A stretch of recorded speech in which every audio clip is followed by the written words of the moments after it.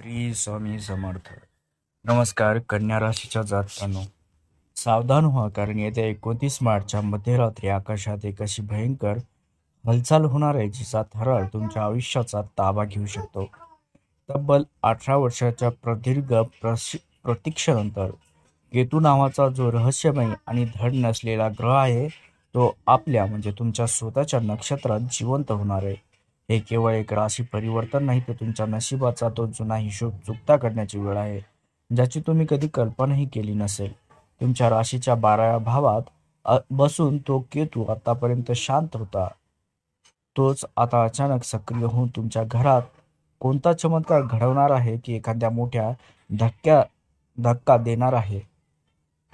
त्यासोबत कन्या राशीच्या जातकांनो, गेल्या काही दिवसापासून तुम्हाला तुमच्या आजूबाजूला काहीतरी विचित्र घडतंय असं वाटत होतं का? कारण विनाकारण होणारे तुमचं आर्थिक नुकसान, अचानक उद्भवणारे शत्रू आणि रात्रीला अचानक उघडलेली झोप, हे सर्व निव्वळ योगायोग नाहीत. केतू जेव्हा आपल्या मूळ रूपात येतो तेव्हा तो जुन्या कर्माचा डोंगर उभा करतो. कारण 29 मार्चच्या त्या ठराविक क्षणी केतूच्या जिवंत होण्याने तुमच्या कुटुंबावर, तुमच्या नोकरीवर आणि तुमच्या आरोग्यावर जो अदृश्य प्रभाव पडणार आहे तो जाणून घेतल्याशिवाय तुम्ही पुढचे पाऊल टाकू नका. कारण ही शक्ती तुम्हाला राजा बनवू शकते, केवळ एका क्षणात होत्याचं नव्हतं करू शकते. कन्या राशीच्या जातकांनो, लक्षात ठेवा की तुला डोकं नसतं, पण त्याची दृष्टी अमोघ असते. तो जेव्हा तुमच्या सुख स्थानावर किंवा धनस्थानावर आपली वक्र दृष्टी टाकतो तेव्हा तुमच्या आयुष्यात अशा काही घटना घडतात ज्याला विज्ञानाकडेही उत्तर नसतं. पण घाबरू नका, कारण या महापरिवर्तनाच्या वादळात स्वतःला कसं वाचवायचं आणि केतूला आपलंसं कसं करायचं याचा एक गुप्त उपाय या व्हिडिओच्या शेवटी मी सांगणार आहे. जर हा उपाय चुकला तर येणारा काळ तुमच्यासाठी अत्यंत क्लेशदायक ठरू शकतो. त्यामुळे तुम्हाला आयुष्यातील येणारी ही वादळं रोखायची असतील आणि केतूचा तो चमत्कार अनुभवाचा असेल तर ही भविष्यवाणी एक सेकंदही मिस न करता शेवटपर्यंत बघा. कारण अर्धवट ज्ञान हे मृत्यूपेक्षाही भयानक असू शकतं. तर कन्या राशीच्या जातकानो, या 18 वर्षाचा तो दीर्घकाळ संपला आहे आणि आकाशमंडळात एक अशी भयानक शक्ती सक्रिय झाली आहे जिचा प्रभाव तुमच्या आयुष्यातील स्थिरतेला मुळापासून हादरून टाकू शकतो. ज्योतिषशास्त्रात केतूला धड मानले जात नाही, ज्याला स्वतःचं डोकं नाही पण त्याची शक्ती अमोघ व अकालनीय असते. हाच केतू मित्रांनो 29 मार्च 2026 रोजी आपल्या स्वतःच्या मघा नक्षत्रात प्रवेश करतोय. याचाच अर्थ तो आता पूर्णपणे जिवंत आणि शक्तिशाली होणार आहे. जेव्हा एखादा क्रूर ग्रह स्वतःच्या घरात व नक्षत्रात येतो तेव्हा तो त्याचे खरे रूप दाखवायला सुरुवात करतो आणि कन्या राशीच्या 12व्या भावात बसलेला हा केतू आता तुमच्या नशिबाचा जुना हिशोब चुकता करण्यासाठी सज्ज झालाय. हो मित्रांनो, कन्या राशीच्या जातकांनो, गेल्या काही वर्षापासून तुमच्या आयुष्यात जे काही अकालनीय नुकसान होत होतं, जे पैसे पाण्यात जात होते आणि जे मानसिक दडपण तुम्ही अनुभवत होता, त्यामागे खरे कारण म्हणजे सुप्त असलेला केतू होता. पण आता 29 मार्च पासून हा खेळ बदलणार आहे. 12वे स्थान हे व्यय म्हणजे हानीचे स्थान मानले जाते आणि तिथे बसलेला केतू जेव्हा स्वतःच्या नक्षत्रात ताकदवान होतो तेव्हा तो तुमच्या शत्रूंना आणि तुमच्या गुप्त त्रासांना एका वेगळ्याच उंचीवर नेऊन ठेवतो.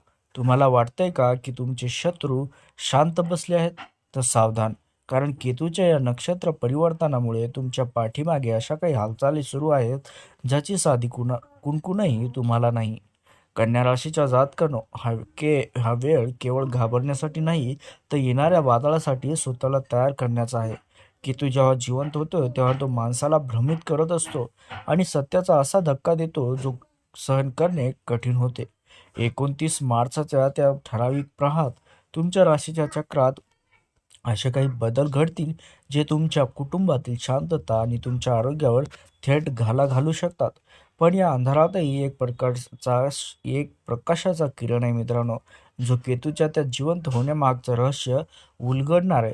आणि या परिवर्तनामुळे तुमच्या आयुष्यात होणारी नेमकी कोणती उलथापालथ आहे आणि त्यातून वाचण्यासाठी निसर्गाचा कोणता संकेत तुम्हाला मिळणार आहे, हे जाणून घेण्यासाठी या व्हिडिओचा पुढचा भाग, पुढे काय घडणार आहे ते शेवटपर्यंत नक्की बघा.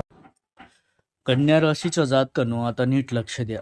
गेल्या 5 वर्षापासून तुमच्या आयुष्यात जे घडतंय ते तुम्हाला खरंच सामान्य वाटतंय का?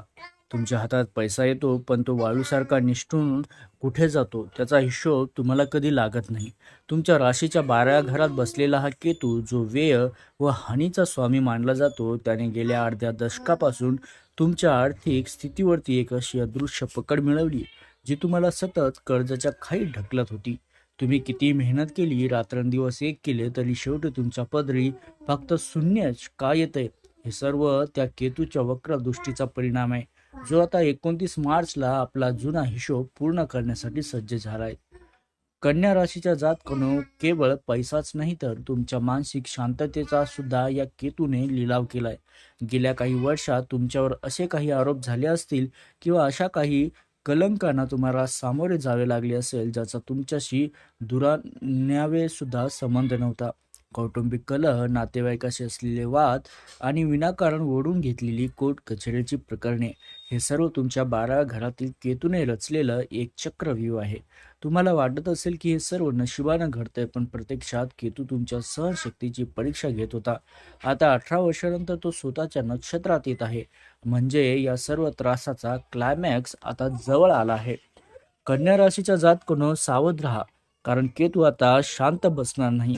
गेल्या 5 वर्षात झालेल्या नुकसानीचा हा हिशोब एका अशा वळणावर तुम्हाला नेऊन ठेवणार आहे, जसे की परदेशात असलेल्या किंवा परदेशी व्यापाराशी संबंधित असलेल्या कन्या राशीच्या जातकांना तर अशा काही धक्कादायक अनुभवांना सामोरे जावे लागेल, ज्याच्या अस्तित्वावरच प्रश्नचिन्ह उभे राहिले असावे. पण 29 मार्चला होणारी ही महापरिवर्तन या नुकसानीला पूर्णविराम देणार आहे की हानी आणखी भयानक रूप धारण करणारे जाणून घेण्यासाठी केतूच्या त्या 3 विषारी आणि दिव्य दृष्टीचा परिणाम समजून घेणे तुमच्यासाठी जीवन मरणाचा प्रश्न ठरू शकतो.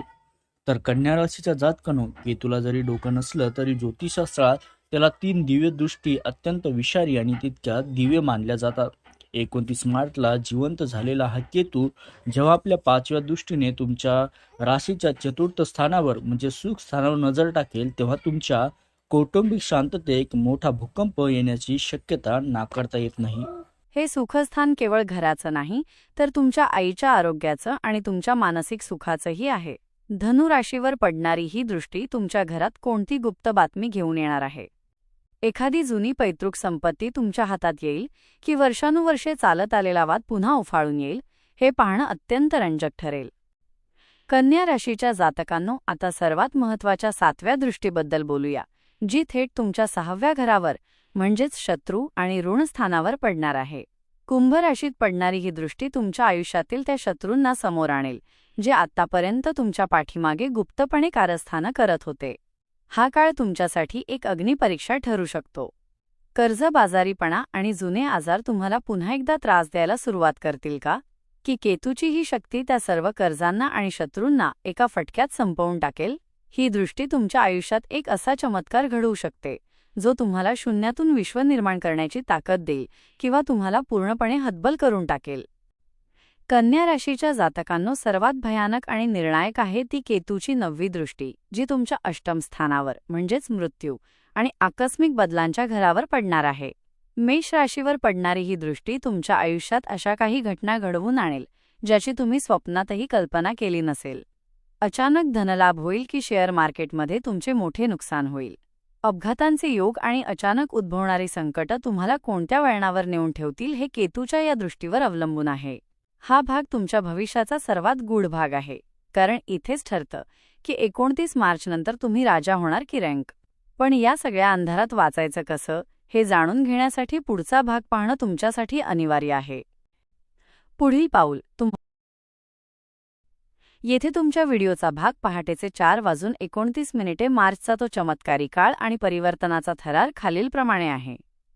हे तिन्ही परिच्छेद 29 मार्चच्या त्या ठराविक वेळेवर आणि होणाऱ्या बदलांवर लक्ष केंद्रित करून प्रेक्षकांमध्ये प्रचंड कुतूहल निर्माण करतील.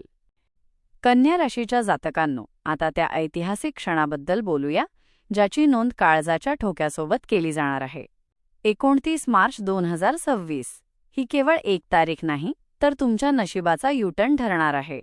या दिवशी रात्रीच्या त्या विशिष्ट प्रहरात, जेव्हा केतू मघा नक्षत्रात स्वतःला पूर्णपणे प्रस्थापित करेल, तेव्हा अवकाशात अशा काही लहरी निर्माण होतील ज्या थेट तुमच्या मेंदूवर आणि निर्णयांवर परिणाम करतील.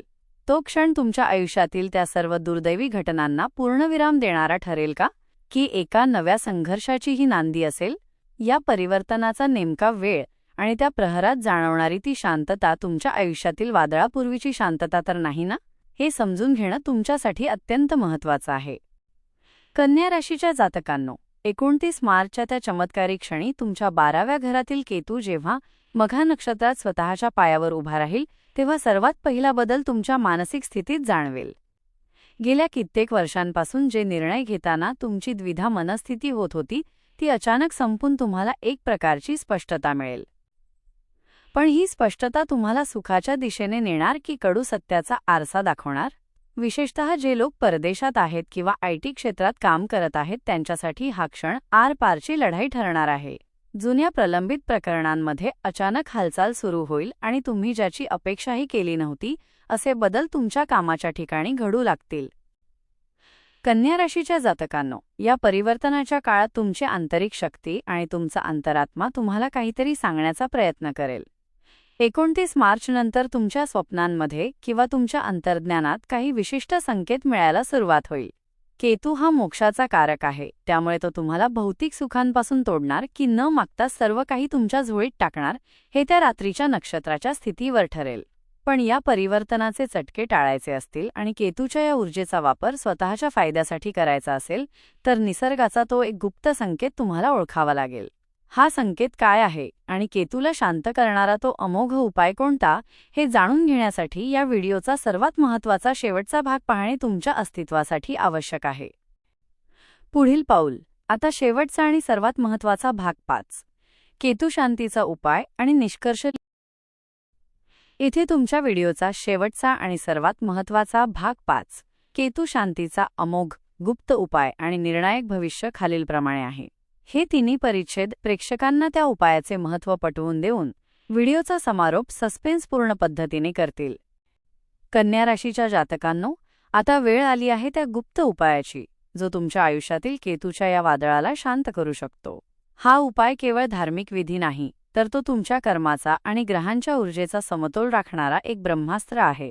29 मार्चच्या या महापरिवर्तनानंतर जर तुम्हाला वाटत असेल की तुमची आर्थिक हानी थांबावी आणि शत्रूंचा नायनाट व्हावा, तर तुम्हाला गुरुवारी एका विशिष्ट प्रहरात एका जुन्या पिंपळाच्या झाडापाशी जावे लागेल.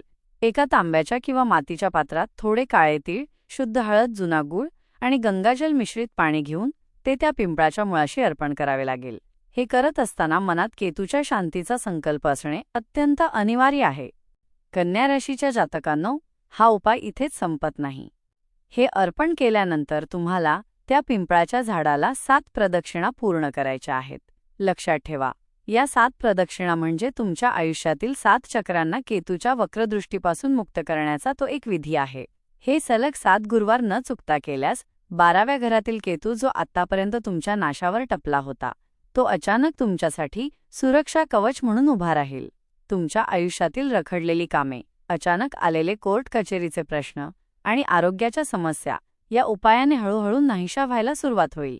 पण हा उपाय करताना कोणीही तुम्हाला पाहू नये किंवा टोकू नये याची विशेष काळजी घेणे तुमच्या फायद्याचे ठरेल. कन्या राशीच्या जातकांनो, 29 मार्च 2026 नंतरचा हा काळ तुमच्यासाठी एक नवीन जन्म ठरणार आहे. केतू जेव्हा स्वतःच्या नक्षत्रात जिवंत होतो तेव्हा तो फक्त त्यालाच साथ देतो जो जागृत असतो. या व्हिडिओमध्ये सांगितलेले संकेत आणि हा अमोघ उपाय जर तुम्ही श्रद्धेने केलात तर येणाऱ्या काळात तुम्हाला कोणीही हरवू शकणार नाही. पण लक्षात ठेवा, जर तुम्ही याकडे दुर्लक्ष केलं तर केतूचा तो अदृश्य हात तुमच्या सुखाचा घास कधी हिरावून घेईल हे तुम्हाला कळणारही नाही. तुमचं भविष्य तुमच्या हातात आहे. हा व्हिडिओ तुमच्या इतर कन्या राशीच्या मित्रमैत्रिणींना शेअर करायला विसरू नका, कारण एका छोट्या माहितीने कोणाचं तरी आयुष्य वाचू शकतं. मित्रांनो, ही होती 29 मार्चची ती भयानक सत्य परिस्थिती. तुम्हाला काय वाटतं? तुमच्या आयुष्यात या हालचाली जाणवू लागल्या आहेत का? कमेंट्समध्ये जय माता दी किंवा हर हर महादेव लिहायला विसरू नका. चॅनलला सबस्क्राईब करा, कारण अशाच रहस्यमय उलगड्यांसह मी पुन्हा भेटेन. तोपर्यंत सावधान रहा, सुरक्षित रहा.